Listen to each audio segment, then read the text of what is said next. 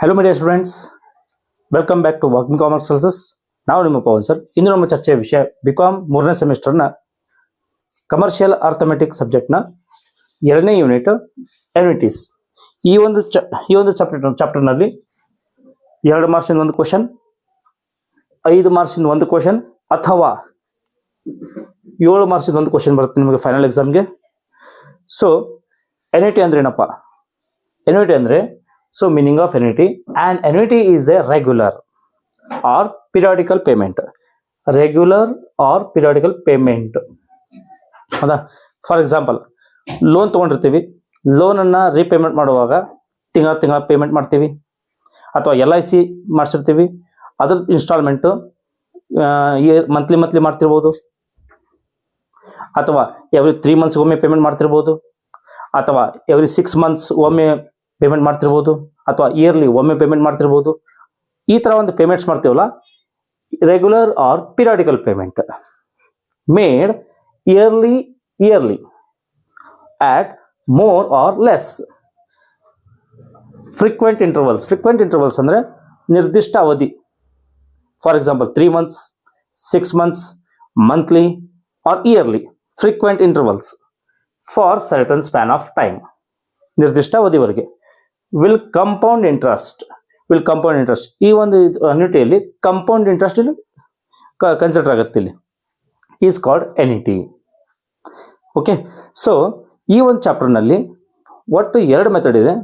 ಒಂದೇದು method 1, problems based on present value of ಎನ್ಯುಟಿ. Present value of ಎನ್ಯುಟಿ ಅಂದರೆ ಈಗ ನಾವು for example ಒಂದು ಬ್ಯಾಂಕಲ್ಲಿ ಲೋನ್ ತೊಗೊಳ್ತೀವಿ ಅಂತ ತಿಳ್ಕೊರಿ. 5 ಲಕ್ಷ ರೂಪಾಯಿ, 10 ಲಕ್ಷ ರೂಪಾಯಿ ಲೋನ್ ತೊಗೋತೀವಿ. ಈಗ ಪ್ರೆಸೆಂಟ್ಲಿ ಅವ್ರು ಕೊಟ್ಬಿಡ್ತಾರೆ ನಮಗೆ. ನಾವು ಅದನ್ನು ತಿಂಗಳ ಪೇಮೆಂಟ್ ಇನ್ಸ್ಟಾಲ್ಮೆಂಟ್ ಮೇಲೆ ಪೇಮೆಂಟ್ ಮಾಡ್ತಾ ಹೋಗಬೇಕು. ಫಾರ್ ಎಕ್ಸಾಂಪಲ್ ಅದು ಇನ್ಸ್ಟಾಲ್ಮೆಂಟ್ 24 months ಇರ್ಬೋದು. ಫಾರ್ ಎಕ್ಸಾಂಪಲ್ ಆ ಇನ್ಸ್ಟಾಲ್ಮೆಂಟ್ 36 months ಇರ್ಬೋದು. ಆ ಇನ್ಸ್ಟಾಲ್ಮೆಂಟ್ 48 months ಇರ್ಬೋದು. ಸೊ ಮೊದಲು ದುಡ್ಡನ್ನ ಸಾಲ ತಗೊಳ್ಳೋದು ಪ್ರೆಸೆಂಟ್ ವ್ಯಾಲ್ಯೂ, ಅದನ್ನು ನಾವು ರೀಪೇಮೆಂಟ್ ಮಾಡ್ತಾ ಹೋಗೋದು. ಫಾರ್ ಎಕ್ಸಾಂಪಲ್ 2 ವರ್ಷ ರೀಪೇಮೆಂಟ್ ಮಾಡ್ತಿರ್ಬೋದು. ಫಾರ್ ಎಕ್ಸಾಂಪಲ್ 4 ವರ್ಷ ರೀಪೇಮೆಂಟ್ ಮಾಡ್ತಿರ್ಬೋದು, ಅಕಾರ್ಡಿಂಗ್ ಟು ಅಗ್ರಿಮೆಂಟ್. ಸೊ ಮುಂಚೆ ಅದನ್ನು ತೊಗೊಂಡ್ಬಿಡೋದು ನಾವು, ನಂತರ ಅದನ್ನು ಪೇಮೆಂಟ್ ಮಾಡ್ತಾ ಹೋಗೋದು ಲೋನನ್ನು. ಸೊ ಇಲ್ಲಿದೆ ಇನ್ಸ್ಟಾಲ್ಮೆಂಟ್ ಆನ್ ಲೋನ್ ಅಥವಾ ಬಾರೋವಿಂಗ್ಸ್. ಆರ್ ಯಾವುದು ಅಸೆಟ್ ಖರೀದಿ ಮಾಡ್ಬೋದು ನಾವು. ಫಾರ್ ಎಕ್ಸಾಂಪಲ್ ಮಷೀನ್ ಇರ್ಬೋದು, ವೆಹಿಕಲ್ಸ್ ಇರ್ಬೋದು. ಲೈಕ್ ಇಂಥ ಅಸೆಟ್ಸ್ನ ಮೊದಲು ಖರೀದಿ ಮಾಡ್ಬಿಡೋದು, ನಂತರ ಅದನ್ನು ಪೇಮೆಂಟ್ ಮಾಡ್ತಾ ಹೋಗೋದು. So value of asset, articles et cetera.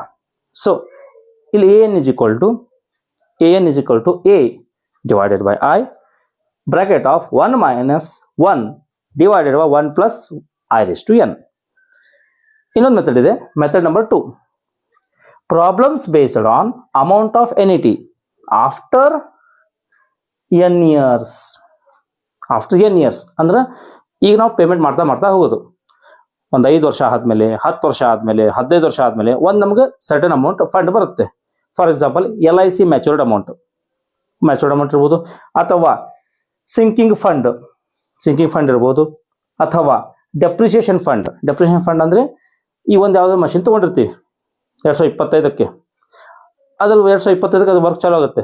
2035 ಅನ್ನೋ ಅಷ್ಟರಲ್ಲಿ ಆ ಮಷಿನ್ದು ವ್ಯಾಲ್ಯೂ 0 ಆಗಿಬಿಡುತ್ತೆ. As per depreciation yearly depreciation ಹಾಕಿ ಅದ್ರದ್ದು ವ್ಯಾಲ್ಯೂ, ಆ ಮಷಿನ್ ವ್ಯಾಲ್ಯೂ 0 ಆಗಿಬಿಡುತ್ತೆ. ಆಫ್ಟರ್ 10 years ಆ ಮಷಿನ್ನ ಸೇಲ್ ಮಾಡಿ ಅಂಥದ್ದೇ ಬೇರೆ ಮಷಿನನ್ನು ಖರೀದಿ ಮಾಡ್ತೀವಿ. ಸೊ ಇಯರ್ಲಿ 10% ನಾವು ಅಮೌಂಟನ್ನು ಒಂದು ಕಡೆ ಸೆಟ್ ಅಸೈಡ್ ಮಾಡ್ತೀವಿ. ಫಾರ್ ಎಕ್ಸಾಂಪಲ್ ಬ್ಯಾಂಕಲ್ಲಿ ಇನ್ವೆಸ್ಟ್ ಮಾಡ್ಬೋದು, ಅಥವಾ ಬೇರೆ ಶೇರ್ಸ್ ಹೋಗಿ ಇನ್ವೆಸ್ಟ್ ಮಾಡ್ಬೋದು. ಆಫ್ಟರ್ 10 years ಆ ದುಡ್ಡನ್ನು ತಗೊಂಡು ಹಳೆ ಮಷಿನ್ ಮಾಡಿ ಹೊಸ ಮಷಿನ್ ಖರೀದಿ ಮಾಡ್ಬೋದು. ಅದು ಡೆಪ್ರಿಸಿಯೇಷನ್ ಫಂಡ್ ಅಂತೀವಿ. ಸಿಂಕಿಂಗ್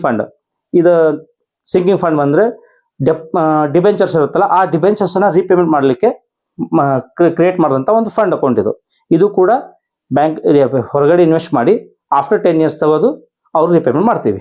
ಸೊ ಇದು ಆಫ್ಟರ್ n years ಬರುತ್ತೆ. SN is equal to A upon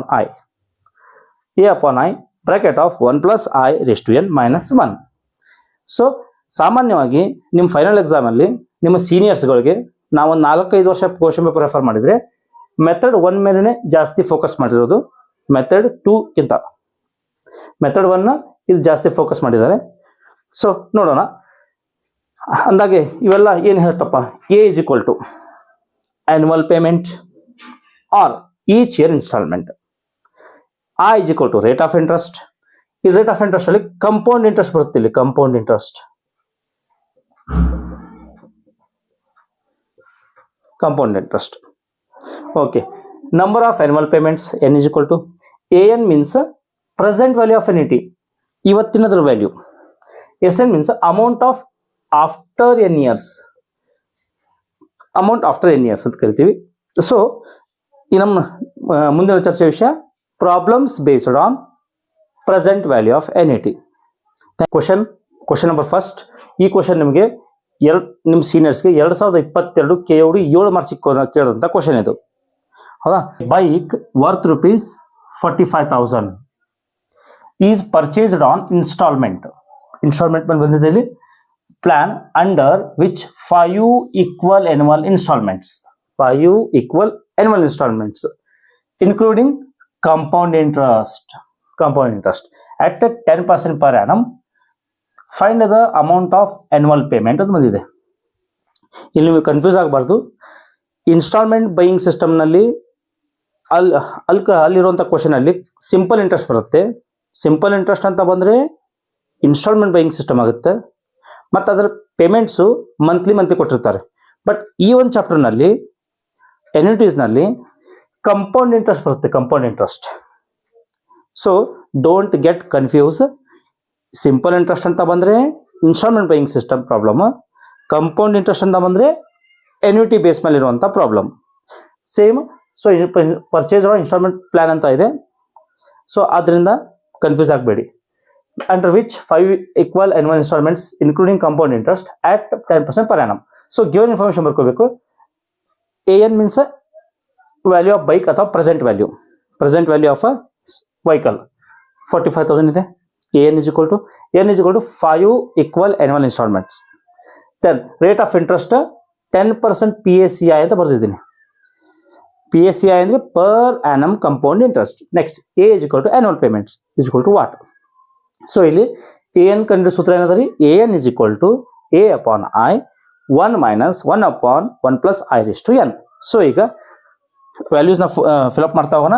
AN means 45,000. A ಕಂಡುಹಿಡಬೇಕು, ನಾಮ ಕಂಡುಹಿಡಬೇಕು. A ಡಿವೈಡೆಡ್ ಬೈ I ಅಂದರೆ 10. ಈ 10% ಅನ್ನು ಹಿಂಗೂ ಬರೀಬಹುದು, 0.10. ಸೊ 0.10 ಅಥವಾ 0.1 ಅಂತಲೂ ಬರೀಬಹುದು, ಎರಡು ಸೇಮ್. ಇಸ್ ಅಂತ bracket of 1 minus 1 upon bracket of 1 plus I raised to n. So ಈಗ 45,000 ಇಲ್ಲಿ ಇಸ್ ಈಕ್ವಲ್ ಟು ಬಲಗಡೆ ಇರುವಂಥ 0.10ನ ಎಡಗಡೆ ತಗೋರಿ, ಇದು ಡಿವೈಡ್ ಬೈ ಈ ಕಡೆ ಬಂದರೆ ಇಂಟು ಆಗುತ್ತೆ. 0.10 is equal to A bracket of 1 minus 1 upon 1 plus I ಎಷ್ಟಿದೆ ಇಲ್ಲಿ? 0.10. ಎಷ್ಟು n ಎಷ್ಟಿದೆ ಇಲ್ಲಿ? 5 years. ಸೊ ಈಗ ಏನು ಮಾಡಿ 45,000 ಟು 0.10 ಮಾಡಿದ್ರೆ 4,500 ಬರುತ್ತೆ. Is equal to A bracket of 1 minus 1 plus 0.10 ಮಾಡಿದ್ರೆ 1.1 ಬಂತು. 1 divided by 1.1 5 times ಇಂಟು ಮಾಡಬೇಕು. ಸೊ ಇಲ್ಲಿ 4,500 is equal to A 1 minus ಈ 1.1 ಅನ್ನು 5 times ಇಂಟು ಮಾಡಬೇಕು. 1.1 ಅನ್ನು 5 times ಇಂಟು ಮಾಡಬೇಕು. ಹೇಗೆ ಮಾಡ್ಬೇಕಂದ್ರೆ 1.1 ಇಂಟು 1.1 ಇಂಟು 1.1 ಇಂಟು 1.1 ಇಂಟು 1 2 3 4 1.1 ಇದನ್ನು ಮಾಡಿದ್ರೆ 1.1 into 1.1 into 1.1 into 1.1 into 1.1 into ಮಾಡಿದ್ರೆ 1.61051. 1 divided by 1.61051 ಬಂತು. 4,500 A 1 ಮೈನಸ್ ಈ 1 ಅನ್ನು ಡಿವೈಡೆಡ್ ಬೈ 1.61051 ಡಿವೈಡ್ ಮಾಡಿದ್ರೆ 0.6209. 1 ಅಲ್ಲಿ ಇಷ್ಟು ಕಳಿಬೇಕು 4500. 1 ಅಲ್ಲಿ 0.6209 ಪ್ಲಸ್ ಮಾಡಿದ್ರೆ 0.3791 ಬರುತ್ತೆ. ಸೊ ಇಲ್ಲಿ A is equal to 4500 divided by 0.3791 divide ಮಾಡಿದ್ರೆ 4500 divided by 0.3791 11,870 ಒಂದು therefore annual installment is equal to A is equal to 11,870 rupees per year. So simple ಆಗಿ ಹೇಳ್ಬೇಕಂದ್ರೆ ಇದನ್ನ ಈ ತರದ್ದು ಬೇಕಾದ್ರೂ ಮಾಡ್ಬೋದು, ಅಥವಾ ಸಿಟಿಸನ್ ಕ್ಯಾಲ್ಕುಲೇಟರ್ ಇದ್ರೆ ಅದರಲ್ಲಿ 1.1 ಇಂಟು ಒಂದ್ಸಲ 2 ಸತ 3 ಸತ 4 ಸತ ಇಸ್ ಈಕ್ವಲ್ ಟು ಹೊಡೆದು ಬಿಟ್ರೆ, ಸೊ 1.1 5 ಟೈಮ್ಸ್ ಇಂಟು ಮಾಡ್ರಿ ಅಂತ ಹೇಳಿದಾಗ ಕ್ಯಾಲ್ಕುಲೇಟರ್ 1.1 ಬರ್ಕೊಂಡು ಇಂಟು 1 ಸತ ಆಯ್ತು, 2 ಸತ 3 ಸತ 4 ಸತ 5 ಸತ ಅಂದ್ರೆ ಅವ್ರು 5 ಸತ ಇಂಟು ಮಾಡೋದು ಕೇಳಿದಾಗ 4 ಸತ ಇಸ್ ಈಕ್ವಲ್ ಟು ಹೊಡಿಬೇಕು, ಒಮ್ಮೆ ಇಂಟು ಹೊಡೆದು. ಇನ್ ಕೇಸ್ 1.1:10 ಇದ್ರೆ, ಇನ್ ಕೇಸ್ ಇದು 10 ಇದ್ರೆ 1.1 ಹೊಡೆದು ಇಂಟು ಒಮ್ಮೆ ಹೊಡೆದು 9 ಸಲ ಇಸ್ ಈಕ್ವಲ್ ಟು ಹೊಡಿಬೇಕು. ಸೊ ಸಿಂಪಲ್ ಆಗಿ ಹೇಳ್ಬೇಕಂದ್ರೆ ಇಲ್ಲಿ 5 ಅಂತ ಬರ್ದಿದ್ರೆ ಇಂಟು ಒಮ್ಮೆ ಹೊಡೆದು 4 ಸತ ಇಸ್ ಈಕ್ವಲ್ ಟು ಹೊಡಿಬೇಕು. ಇಸ್ ಈಕ್ವಲ್ ಟು ಹೊಡೆದ್ರೆ ನಿಮಗೆ 1.6105 ಅನ್ನೋದು ಬರುತ್ತೆ. ನೀವು ಈ ತರ ಬೇಕಾದ್ರೂ ಮಾಡ್ಬೋದು ಅಥವಾ ಈ ತರ ಬೇಕಾದ್ರೂ ಮಾಡ್ಬೋದು. ಓಕೆ, ಇಷ್ಟು ಮಾಡಿದ್ರೆ ನಿಮ್ದು 7 ಮಾರ್ಕ್ಸಿನ ಲೆಕ್ಕ ಮುಗಿಯಿತು. ಇಷ್ಟ ಆಗಿದ್ರೆ ಲೈಕ್ ಮಾಡಿ, ಶೇರ್ ಮಾಡಿ, ಕಮೆಂಟ್ ಮಾಡಿ ಹಾಗೂ ನಿಮ್ಮ ಇತರೆ ಸ್ನೇಹಿತರೊಂದಿಗೆ ಹಂಚಿಕೊಳ್ಳಿ. ನಮ್ಮ ಹೆಚ್ಚಿನ ವಿಡಿಯೋಗಾಗಿ ಬೆಲ್ ಐಕಾನ್ ಅನ್ನು ಪ್ರೆಸ್ ಮಾಡಿ. Thank you very much.